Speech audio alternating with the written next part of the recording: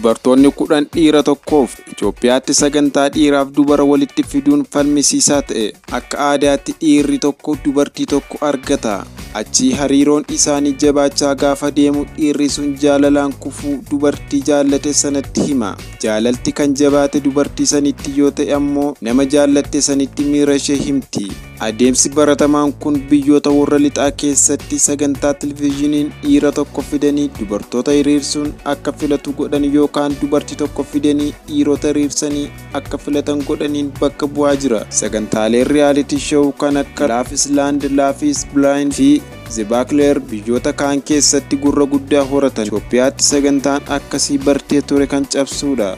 Qabiyyee miidiyaa hawaasaa kan bocu yookaan content creator Beetel Geetamu sagantaa laaxxee jedhamu kana irratti dubartoota kaan mootee hojjeta. Shuuraansii kan ta'e Meesayaa Haayile Mikaa'eliin harka galfatteetti. Sagantaan laaxxee kun sagantaa televezyiinii akka riyaalitii showuu namoota jaalalleewwan akka ta'an gargaaruudha.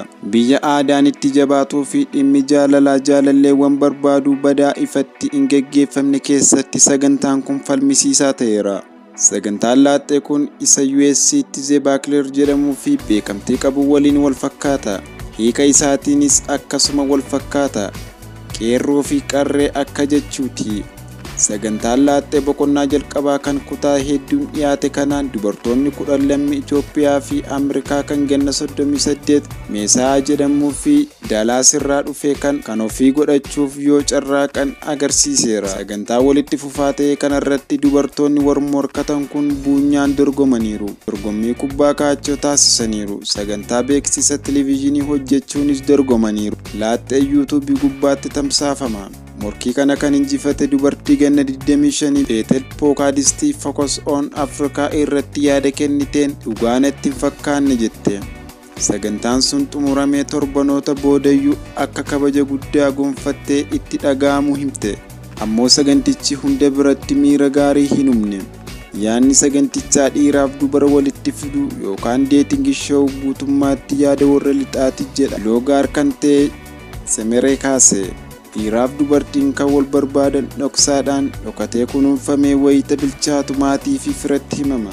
Semereen ogeessa seeraa fi miidiyaa kan ganna 41 wantoota aada malee ta'an qeequun miidiyaa hawaasaa irratti beekamuudha. Sagantaan kun dubartoota xiqqeessa akka mi'aatti lakkaa'amanii akka fudhataman godha jedha. Daawwattoonni hedduu yaada wal fakkaataa kennu. Namni tokko yaada YouTube gubbaa sagantaa sana jalatti kenneen shamarran simmiya namni maallaqa qabu tokko fudhatu miti jedhu kenneera. Namni biraan ammoo piroodakshinii kanarratti ogummaa yookaan kireetiivitii guddaatu mul'ate garuu immoo faallaa aadaati maal fayyadaree jechuun gaafata. Dorgommicha kan injifatte Beetel dubartiin akkasitti baatee dubartoota kaan waliin dhiira tokkoof dorgomuun aadaa Itoophiyaatiin faallaadha yaada jedhutti walii galti. Sagantichi garuu isaatiinis ol jetti. Kaayyoon sagantichaa dubartoota adda addaa dhiyeessuudha jetti. Kutaalee sagantichaa kan argiteerraa yoo ta'e dubartoonni achirratti dhiyaatan seenaa mataa isaanii, bu'aa bahii adda addaa fi yaada miidiyaalee Itoophiyaa irratti amma dura dhiyaatan hin beekne qabu jette. Dhugumattis laaxxeen gama kanaan milkaa'eera. Dubartoonni hojii manaajimentii hoteela keessummeessitoota daandii xiyyaaraa hojjettoota herreegaa fa'aa hirmaachise kun seenaa isaanii akka waliittis daawwattootaattis himan hiree uumeera. Kutaa sagantichaa tokko keessatti taatuun Viiviyaan jedhamtu Eertiraa irraa itti gara Itoophiyaatti baqachuuf dirqamte ni dubbatti. Kophaa gara Itoophiyaatti kan baqatte taatuun waggoota 5f harmee ishee argitee akka hin beekne dubbatti. Ishee yaadeera jechuun imimmaaniin boosse. Kutaaleen akkasii saganticha seenaawwan hin dhaga'amne baaseera yaada jedhu jabeessu. Kutaa biraa keessatti ammoo moodela kan taate Raayel barnoota addaan kuttee obbolaa ishee guddisuuf hojii adda addaa hojjechuu ishee himteetti. Qopheessituun sagantaa kana Meettaabiyaa Yoosef dhugaa dubartoota kaaniif jaalala barbaachaaf fedha qaban agarsiisuun laaxxeen qabiyyee yeroo isaa eeggateera jechuun BBC'tti. Meettaabiyaan hundeessitoota Dink TV kan sagantaa laaxxee jedhu qopheessu keessaa tokko. Sagantichi waan baratame raaseera ammoo faallaa aadaa Itoophiyaati jetti. Tokkoffaa akka malee koorniyaa irratti xiyyeeffate miti jetti. Dhimmichi sadarkaa wal barsiisuu irratti dhaabbata malee dhibee hin deemus jechuun ibsiti. Dhibee hin deemus jechuun ibsiti. Dabaluunis kaayyoon sagantichaa inni biraan yaada aadaa jedhu irratti namni yaada akka wal jijjiiru gochuudha jetti. Aadaan maali? Hundi keenya waanuma tokkodha jechuudhaan gaafata jetti. Namoota gariin sagantaan akka kanaa Itoophiyaatti eegaluu isaatti gammaduu dubbatu. Namni yaada kenne tokko balaa inni qabu fudhachuu keessan jaalladheera. Akka hawaasaatti hammam akka of qusatoo taanu akkuma jirutti ta'e sagantaawwan Itoophiyaaf akka ta'anitti hojjetamanii arguun barbaada ture. Kun kan jalqabaati.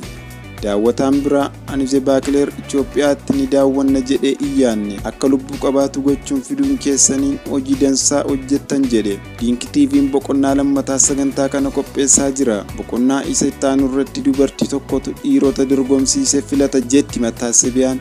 Dhiironni hirmaatan 10 akka ta'anis himte. Yaada hedduu daawwattoota irraa argachuu kan dubbattu Mataasabiyaan ga'een kennamu jijjiiramee arguu barbaadu jetti. Beetel dorgommicha injifattee qalbii Meesayaa mo'attus hariiroo jaalalaan garuu itti fufuu hin dandeenye. Sababni ammoo fageenyatu gidduu jira. Inni ilma isaa waliin Ameerikaa jiraata. Baay'ee ulfaataadha jette. Beetel garuu dubartoota ishee waliin dorgoman waliin hariiroo jabaa uumteetti. Laaxxeen hariiroo jaalalaa Itoophiyaa agarsiisuu isaatti gammadduus dubbatteetti. Dubartoonni miidiyaa Itoophiyaa irratti akka ta'utti akka of dhiyeessan hiree uumas jetti. Karaa haaraa dubartoota itti dhiyeessanidha. Akka of himaniinis karaa haaraa waa itti ilaalanidha jette.